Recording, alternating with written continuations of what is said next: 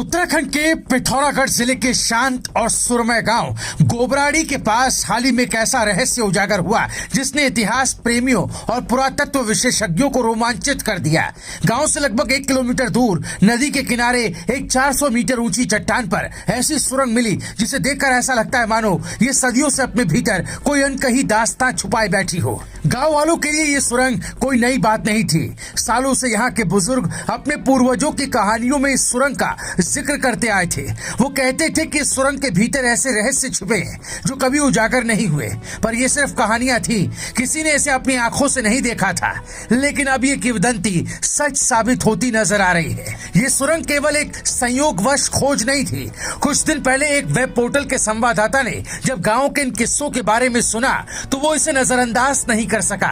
उसने अपनी टीम के साथ गोबराड़ी पहुंचकर इस सुरंग का मुआयना किया, लेकिन जो उन्हें मिला वो उनके अनुमान से कहीं ज्यादा रहस्यमय था। सुरंग के पास किले के खंडहर और 30-35 छोटे मकानों के अवशेष मिले जो इस बात का संकेत देते हैं कि यहाँ कभी भव्य जीवन था। पर यह सब तो बस शुरुआत थी। असली सस्पेंस तो तब शुरू हुआ जब वो रस्सियों के सहारे सुरंग के भीतर उतरे। अंदर क्या मिला? धुंधले रास्ते, पत्थरों से बंद द्वार और वहां से निकलती रहस्यमयी भाप। क्या ये सुरंग किसी गहरे राज तक ले जाती है या ये किसी प्राचीन सभ्यता के छिपे खजाने की कुंजी हो सकती है?